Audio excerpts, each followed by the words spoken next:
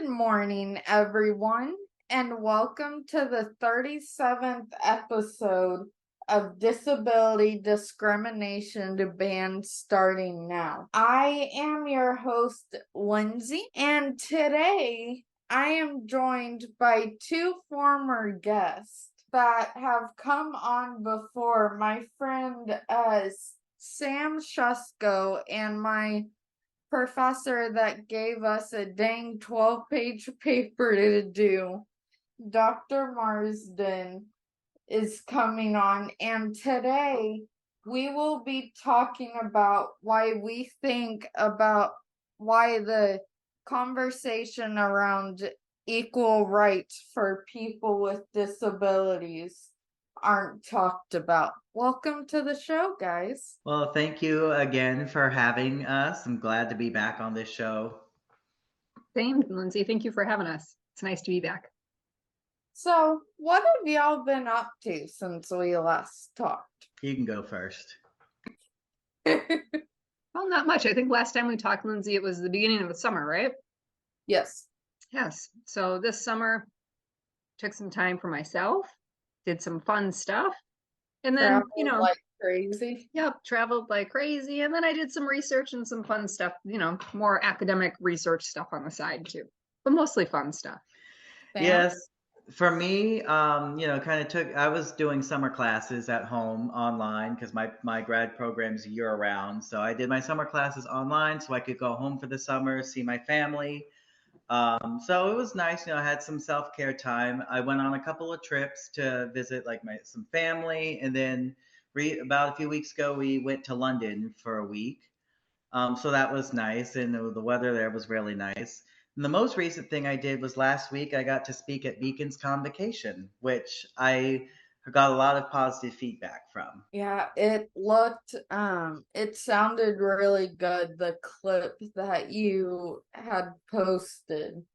So, Well, thank you. Sam, I interviewed your brothers 7 episodes ago, and since you and them, many people that have heard the episode heard me talk to them about your dad's military service, and I had asked him them the question that what was their favorite country that they that y'all lived in. So I want to ask you the same thing. What was your favorite country?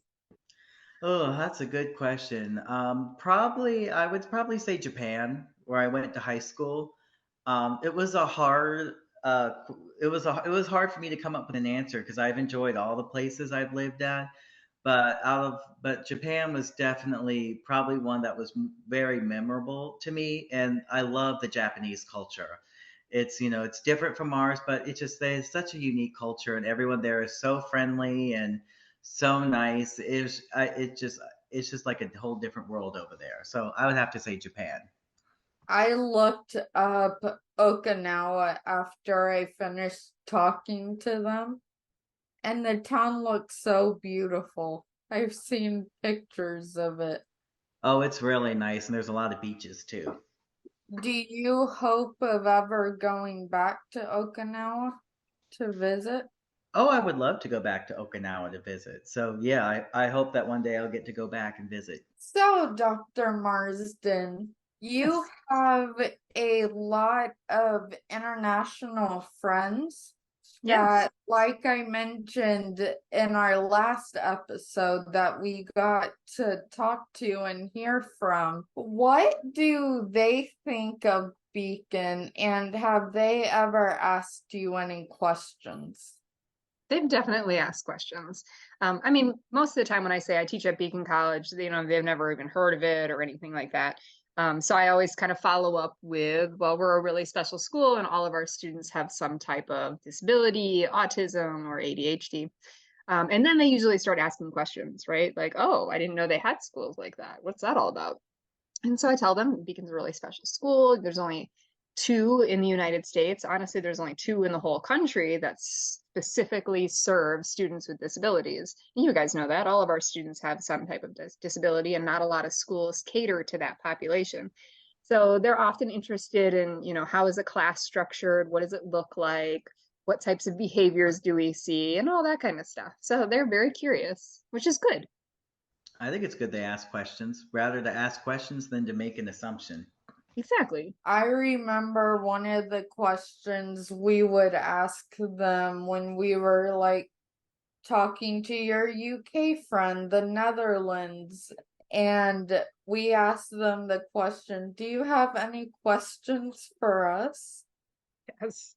Like about our country? Because I remember going to London 6 years ago, I believe, and I saw a lot of differences between the US and the UK. And Sam, I'm pretty sure you probably caught on to that when you were in London. Yeah, there are some differences, though. Right in the city where we stayed, it's kind of a lot of international things there, so it kind of feels like you're in the U.S. when you're actually down in the city. But outside of the city, yeah, it's different. So, why do you guys think the topic of equal rights for people with disabilities is important to talk about? Well, I think it's important because there are, I know a lot of people at Beacon haven't, have probably faced some kind of discrimination in their lives because of their learning difference. I've experienced it before too. And I think just like I said, people just make assumptions about people with learning differences that are just not true. And so I think that is why this is a very important conversation to just, I think, just to bring awareness about it, so just kind of maybe educate people more about it. I agree with you, Sam. That's definitely true. A lot of times people maybe don't know that they don't know something, right? They're like unknown of their ignorance. So just some simple education, sometimes just explaining to people how accommodations work or why you need certain accommodations or things like that really can take those questions out of it, right? Can take that mystery out of the whole thing. If we start talking about it more openly and more honestly, then we can get a good discussion going as to why certain rights haven't been achieved, right? Why discrimination still exists and stuff like that. So just talking about it and just trying to get a good, open, honest conversation going. It can be hard, but it's really important. And I think So, that's why people, sorry, I want to add one more thing. I think that's why sometimes even people who have learning differences, they're sometimes a little hesitant about coming forward with it because they're worried about how other people are going to react to it. Exactly. And Yep. and because and honestly, and I understand that. I don't blame them for being a little nervous about, oh, what's going to happen if I disclose that I have a learning difference. Are they going to treat me different? What's going to Right. happen? So I get that. Yep, I agree, Sam. It can be really hard, that choice to disclose, especially when you're at a new job, working for a new company, and maybe it's like your first time out of college, right? So do I Mhm. disclose this information or do I not? I mean, it's a hard choice, and it's really only one that they can make as an individual. Mhm. Like even me here, being in grad school, I definitely, I'm definitely careful about, who I disclose it to. Luckily in my program, clinical mental health counseling, because it's a mental health field, people are typically a little bit more understanding of people of issues like that, and of people with learning differences, and so there's less likely to be discrimination in the mental health field, just given the nature of the field. So luckily it hasn't really been too much of an issue for me, but I'm still pretty careful about who I disclose it to. It's good, Sam. yeah, I'm very, very picky with who I actually tell because the person would have to like gain my trust to where I know, okay, this telling them my disability won't backfire on me with them bullying me. Exactly, Lindsay. And I think that that's one thing that people with disabilities are really fearful of is the discrimination, the bullying. Am I going to get treated differently? And I mean, if they can disclose and have a guarantee that they're not going to get treated differently and that people won't look at them differently because of it, I'm sure more people would disclose. But there's that fear, and it's understandable. Mhm. And you mentioned, I remember in your episode last time, Dr. Marsden, I remember you were talking about how like people, you're like, oh yeah, they have the 80, there's the ADA, and so like they think that people, I think you said how they think that people are taken care of with, but that's, there's more to it. I don't think people realize it's more to it than just that. Like, Okay. yes, like you said, it's very helpful.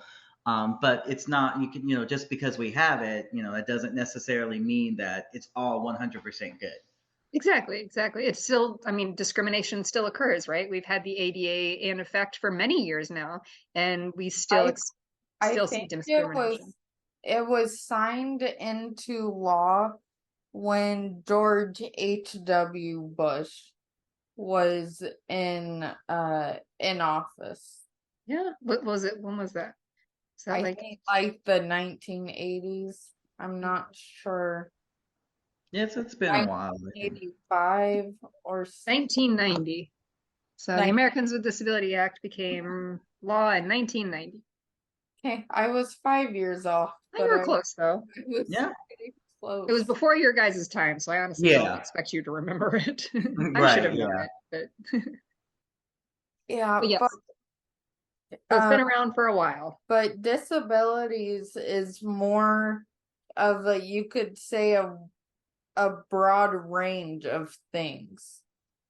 Like they know people, of course we all know more, but people out in the world might only know 5% of what Sam and I experience and what you see on a daily basis, because you teach at a college that only has people with any type of disability. So I'm actually gonna change a question that I had sent y'all, because you kind of answered it in the last question that I sent you. But what type, or not what type, who should be in the conversation? Like senators, Washington, Absolutely. who should be involved? I mean, we definitely need our congressmen involved, right? Because they're the ones that make the laws. So we know that the ADA is a great law. It does a lot of things for a lot of people, but we also know that it falls short in some areas. So we need to get Congress kind of re-energized about talking about people with disabilities and how we can provide further accommodations and further protections for that group. So I think Congress, of course, right? So like here in Lake County, my local congressman is Daniel Webster. And I've written to him many times and never heard back from him. But I just I just want to say we need to talk to our local congressmen, right? Try to get them interested in disabilities. And then we also need to talk to families and people that have disabilities, get them in on the conversation, because it's their perspective that we need to hear from most, right? Mhm. What's working, what's not working, what else can we do? So if we're not talking to the people that the laws directly affect, then we don't know if the laws are really helping. Mhm. I agree with you 100%. And I definitely like what you said about getting family involved, which is why Lindsay has interviewed both of my brothers. They're good, they're going to appear in an episode. She's interviewed my mom, and I think she's going to interview my dad too.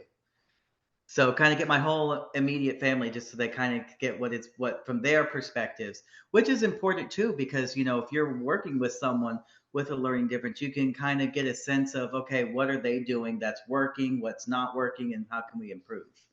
So this is a whole, like you said, I think, it's family plays a big role, like you said. And I think what also plays a big role, and Sam, I think in our last episode I mentioned this, is sometimes families might be having the conversations themselves, but I would question them, Dr. Marsden, like, what are they saying to you?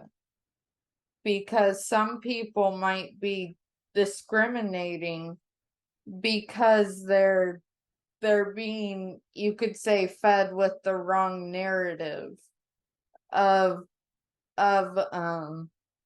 people with disabilities, of the ADA, because in reality the ADA is not enough. Like, yes, it protects us on like in the workplace, in housing, and public transportation, And in schools.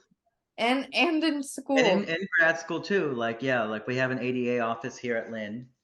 But not everyone listens to it. But also not everyone is educated about everything. And that's kind of why I started this podcast in the first place, is to get Congress attention, or local congressmen's, Right. try and get Washington's attention. But I know I'm gonna have to work my butt off to get those higher people Right. to That's And I will true. say, to listen. That yeah, is no, true. I agree. And we've definitely, from research that I've done before, we've definitely, made some progress.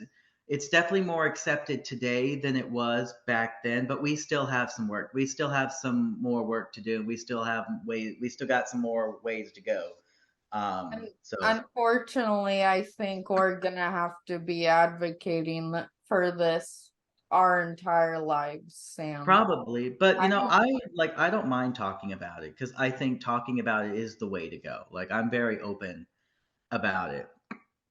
I agree. I think we all need to talk about it.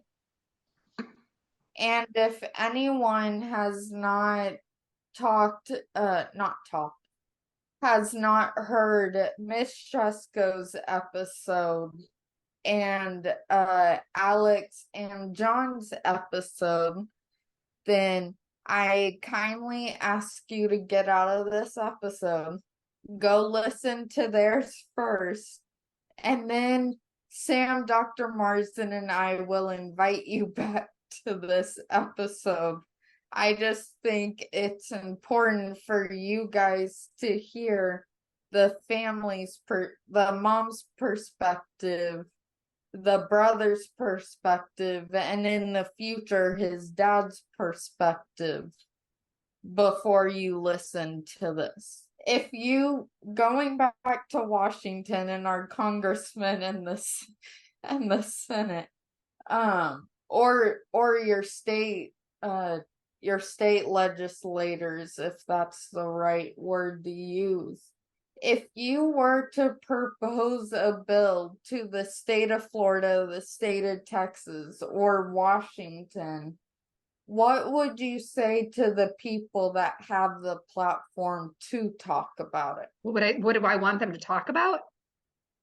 Is that what you're asking? What do I want those people with the platform to say? Like what Or oh what dang. changes would I make to the law to make it better? Or what law What would we want them to know? Is that what you're asking? I'm gonna Okay. reword the question entirely. No worries. We just want to make sure we know what you're trying to say. So, if you were to propose a bill to the state, or the even higher ups than the state, what would you say in that bill? And what would you say to the lawmakers, to Congress, to the Senate, on why they should consider passing the bill into law? Does Good that question, make Lindsay. more sense? Now that I Yes, it now does. that I understand where you're going. The ADA is a decent law, right? So it protects against discrimination, and that's not supposed to happen. However, it does. So Hmm. really, I would say what we need to do is get better laws when it comes to reporting discrimination. A lot of people don't report the discrimination because they feel like they'll be, punished in some way. So they don't want to report it. So it just goes unreported. It's sadly kind of like rape cases, right? So they experience discrimination and they're like, well, screw it. I don't want to make a big fuss of this. I'm just going to let it go. But there needs to be better laws surrounding protections of people who report discrimination. investigations into those reports of discrimination so we can actually see what's happening. Is this a pattern that this company has done, or is this just one particular case? So I wouldn't necessarily change much about the ADA because I think the ADA is a good law. It's a good start. It protects against, like I said, discrimination. We do need more laws against that. And it does protect the individual that needs accommodation. So as long as the accommodations that they're requesting aren't going to break the organization, then by law, they have to give it to you, right? Yeah. Here's where I think there's just a lot of gray area. What do we mean by reasonable accommodation? How much money is too much? I think if we put some better guidelines on that word and that language, then we could really narrow down on, okay, these are the types of things that should be expected in every organization, right? Regardless of if you have a learning disability or not. Every organization should have like a text to, a speech to text type function, all that kind of stuff. So I think just being a little bit more explicit in what is discrimination, how can we report it, and then how can we go about making sure that people get the correct accommodations fairly. I agree 100%. Definitely, I agree, keep the ADA and reporting, especially because, and another, like, people, to add on what you're saying, people, like, if their boss is treating them differently, they may be afraid to, like, report it because they're worried their boss is going to retaliate against them because of that. And then they worry it could make the situation worse if their boss retaliates. So that's definitely a concern. But no, and everything else you said, I agree with, just making it kind of clear exactly what, like what we mean by reasonable accommodations. Because you hear that a lot, like, with reasonable accommodations, but like, okay, what does that actually mean? Like, is what people, because I can tell you, I've been asked that question before. So yeah, I and then just kind of just yeah, so I agree with what you said. So couldn't have said it better myself. So I'm actually gonna add on a question, actually, because I start thinking of other ones when you guys are talking. If we could get more people to report if they face discrimination, whether, like, let's use the workplace as an example. If someone reports that where they are working discriminated against the person, whether it be the boss, the co-workers, or anyone, do you think that those businesses should be punished in a way? I don't know if punished is necessarily the I right word. couldn't think of another word. But I see what you're Or saying, Lindsay. face consequences. Yeah, I think there should be some Consequences. consequences, right? So whether that be like if it's an issue with, let's just say there's this one hiring manager that like refuses to hire people with disabilities, well, then that's an easy fix, right? Just get rid of that hiring manager. Obviously, they're doing something that's unethical. Why would you want them to work for you in the first place? Yeah. But yeah, I think the other stuff, Lindsay, I mean, I definitely think they need to be held accountable, and they need to realize what they're doing is they should not be doing. My program, we talk a lot about what's ethical and what's not, because when you're in the field of counseling, I think honestly, one of the things should be discussed is, like, ethically, if there's disability discrimination going on, like what there is to do about it. But and yeah, I wouldn't, and I wouldn't want anything ill upon that person. I would just want them to realize that what they're doing is unacceptable behavior, and just kind of be held accountable for that. That's really, like, that's like my ideal outcome when that happens, is them to realize, hey, yes, what you did was wrong. You shouldn't be treating someone like that. exactly. And So the maybe if you don't want to fire them, maybe there's some type of training, right? Some diversity inclusion type of training that we could do, disability training to Yeah, teach and them. like educating, because I'm also believing in educating them, because I think a lot of, because I think, and I don't think everyone always means to be discriminating. I just think Right. and I think a lot of it just comes from, they're just a lot, they're uneducated about it. And I always tell my friends, and I tell my friends here, I tell them, I have ADHD. If there's ever anything you want to know about my ADHD, just ask me about it. Like, I'd rather you just ask me than just assume something. And Right. that has actually made them feel more comfortable talking to me about it. And it definitely helps. So, That's good. That's really good, Sam. mhm. I think if more people were more open about it and were willing to talk about it, maybe the whole discrimination thing would be less. But Yeah. I don't know. Have you Would guys ever taken the implicit attitudes test? It's called the Yes, I IAT for actually short. think I had to do that for one of my classes in this program, actually. It sounds Yeah. familiar. Yeah, it's this test that supposedly measures like your unconscious bias for or Hmm. against something. Yeah. Yep. Yep, I So remember this test. I think if more people were to kind of take that and like kind of recognize their own biases and honestly, their own tendencies, to prefer one thing over another, then I also feel like that would go a long way. Like if we recognize that sometimes we have these unconscious drives, these unconscious biases, right? That we don't even like, and we don't want them to be there, but sometimes they affect our behavior. Yeah. So, And, we had to take that in one of my classes because, in counseling, you don't want to assume a bias about your client.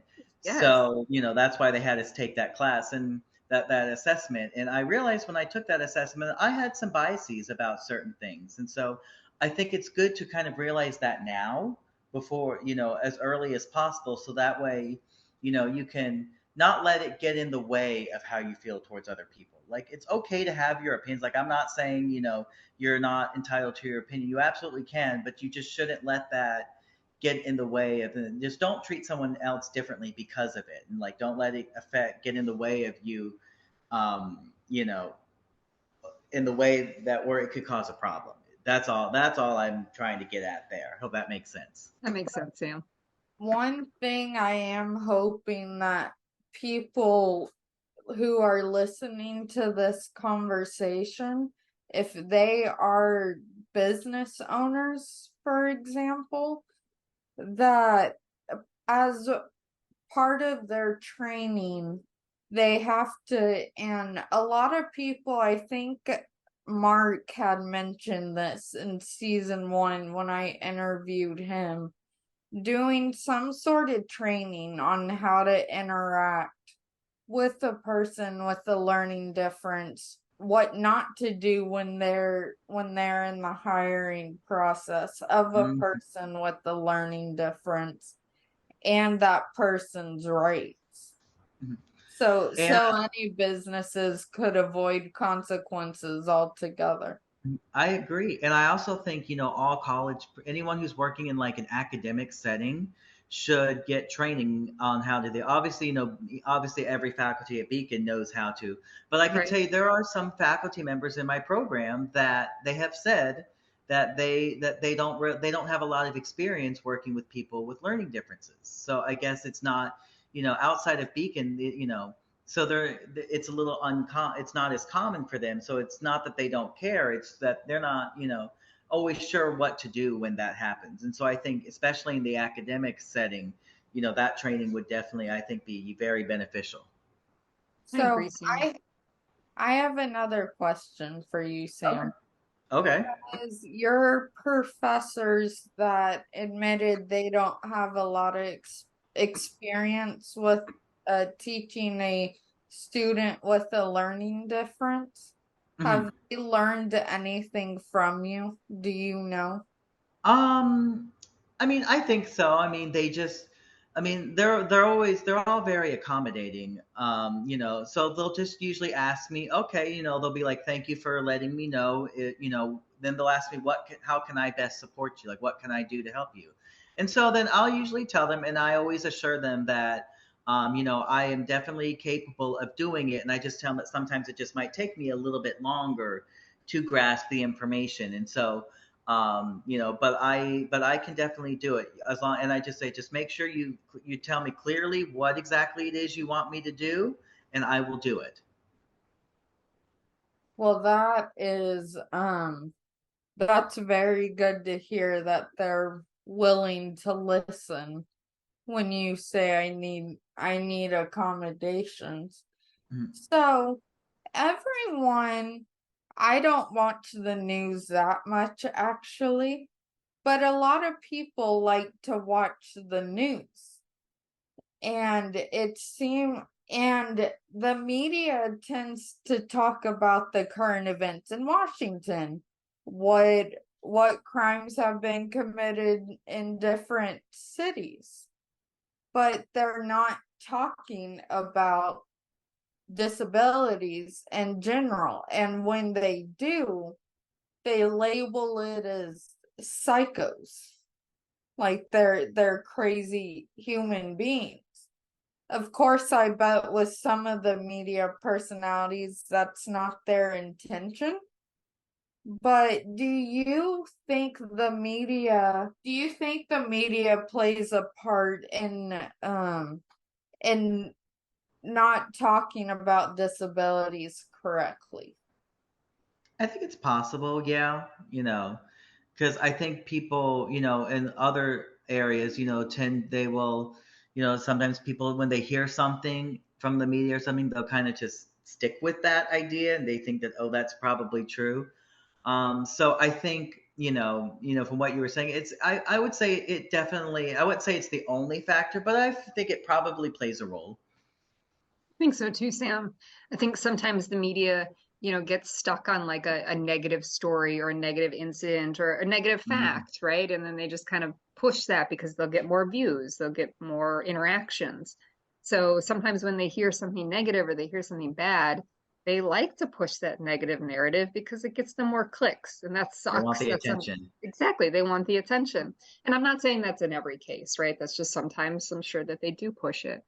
I think one thing that we also need to encourage our reporters and those people working in the field to do is to stay up to date on the research. One thing that I notice in the news and in the media is like they'll take data from like the 1990s and talk about what ADHD is like from literature from the 1990s. Like we know so much more about ADHD today than we did, when they were Mhm. teaching elementary school in the 90s. So it's important for us to understand how learning disabilities develop and how they change and how we diagnose them and how sometimes the symptoms and characteristics aren't the same for every single person, right? Mhm. Sam, you have ADHD, and Yeah. a lot of the hyperactive stuff that I see in other students with ADHD, I don't ever see in you. Yeah. So like I sometimes the find symptoms ways are to pretty. like, I've kind of found ways to like kind of manage it. And mine is more so on the attention side rather than the hyperactivity. Yes. Yes. So, like I can get distracted very easily and Right. but the main thing is just kind of knowing how to, how to cope with having it. Yeah, and how to bring your attention back, right? Those coping Mhm. mechanisms that you learn throughout your life, which ones work well and which ones are Which crap, one's doing right? exactly? Yeah. Like Yes. I never use my learning difference as an excuse because Yes. that's how my parents always brought me up. Yes. And that's good. I can tell a difference between students who recognize that they have a learning disability, but they don't want to use it as a crutch, right? They want to Mhm. overcome a lot of the issues that they're dealing with versus students who are, using their disability as like an excuse, like you And said. I'm sure you've seen it, and it's probably, as a professor, I'm sure it's pretty obvious when a student is It is, kind of yeah, it is. There's doing a it that difference between somebody who really needs help and needs those accommodations versus somebody who doesn't want to do it and is just gonna. doesn't want to put in the effort, Exactly. like, even, it's Beacon, but, Beacon, like any other school, it's still, you're still expected to get the work done. They just make the Exactly. process of doing it, like you mentioned in your last episode, easier Yes. doing it. They don't just throw stuff at you and say, go do it, Right. go. Yeah. Which I will say Exactly. that does happen in my program too, a lot of the Does it? times. So, Yeah. A yeah. graduate So, school is a whole other beast because they're trying to prepare you for things that oof, some difficult things, especially in counseling. So you're gonna see mhm. some crazy crap as a counselor, Sam, but Oh, you got it. You can yeah. handle it. And I will say, and it's definitely helped. It's definitely helped me too, being at a school that's not Beacon, that's, because Right. it's kind of preparing, I feel like it's preparing me for the real world, knowing that not everyone is going to be understanding of, even in Exactly. the mental health field, there are still, it still happens, not as much just given the field, but it still happens. And so it's just you kind of knowing how to like advocate for yourself and say, listen, I need some help. Here's how you can Yes. help me. So that's definitely, one thing I've learned. And, I've just learned, like how to handle it. I have a tutor that helps me. So, you find ways to make it work. Yes. And one question going back to the media real quick that I always have in my head is, are they not talking about it? And it sounds like I'm bashing all these media networks. I'm not. I'm trying to get their attention, and the question I always think of when it comes to any network is, are the anchors not educated and like enough on it, or could the higher ups of the company not want to talk, for them to talk about it how it is, talk it in a negative light, like you said, Dr. Marsden, for the clicks? Because if they talk about ADHD for what it is, or cerebral palsy for what it is, they think they won't get the clicks, but I think the three of us agree, yes, they will get the clicks. I think you're right, Lindsay, in that like a lot of it is just like miseducation, right? They just don't know, they're ignorant of the facts. So if they took a little bit of extra time just to double check, like, okay, there's this report or this study and I'm supposed to report on it, but let me check and make sure that the study was done well, that it was peer reviewed, right? All of those things that you guys learn in critical thinking and in school, right, to do. We need our reporters to do that too. They shouldn't just take information at face value and then go report on it. So they should take those facts, those disability facts, that information, and then double check it, make sure it's right before they put it out there. Or come talk to me or Sam, Right? someone, Exactly. and say, tell us the truth. Yeah, I mean, it's always good to just verify, all your stuff. Peer-reviewed sources are probably easy way to verify your stuff. Exactly. Or even have someone with a disability like come on the program to talk about it if they don't know how to say it themselves. Yeah.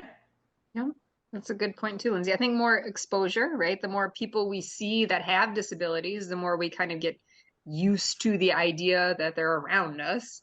Mm-hmm. So unfortunately, with learning disabilities, it's not a visible disability. So Mm-hmm. a lot of times people might not know or recognize it and then not know what to do. Because, like, like you've said, like it's been said before, people they may have it, but they won't always show like signs and symptoms of it because they're probably pretty good at containing it. Right, So masking you, it. you you can't always assume just by looking at somebody. Yeah, and I honestly hope to have, if I can make connections with any media personalities, I hope to have them on to kind of question them head on on why is a false negative narrative being fed to the United States or fed to the UK. I know it's weird to say fed as one of the words, but that's basically what they're doing. They're feeding us with news. Okay, so what do you guys think that the people that are listening to this episode right now need to take away from it the most? What do you think the knowledge they need to take away from this episode? I I would really hope that makes sense. that does. It, I would hope that they would listen to this and be encouraged to go talk to people with disabilities and learn more, right? Go educate themselves. So obviously, I think there's still gaps in our knowledge, right? And people don't know a lot about it. So hopefully they use this as motivation to go do some research and go look stuff up. yeah, I agree. Motivation, in research, yeah, those are my. I agree. Those are my. That was what exactly what I was gonna say. So, what do you guys hope for the future Well, I This hope is we don't of this conversation? right. Well, I hope that we can do something about the discrimination that's still occurring. So, and making sure that people get the accommodations that they rightfully need. So hopefully we'll see some changes there in the future.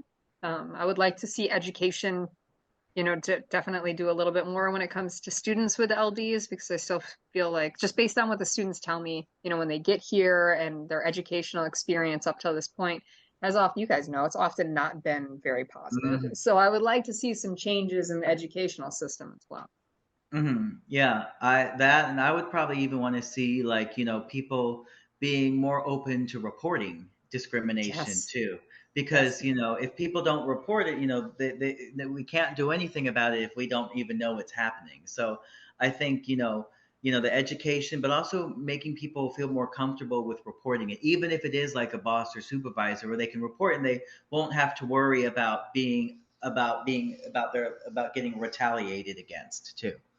So I think that's something else that I would hope for the future. I agree, Sam.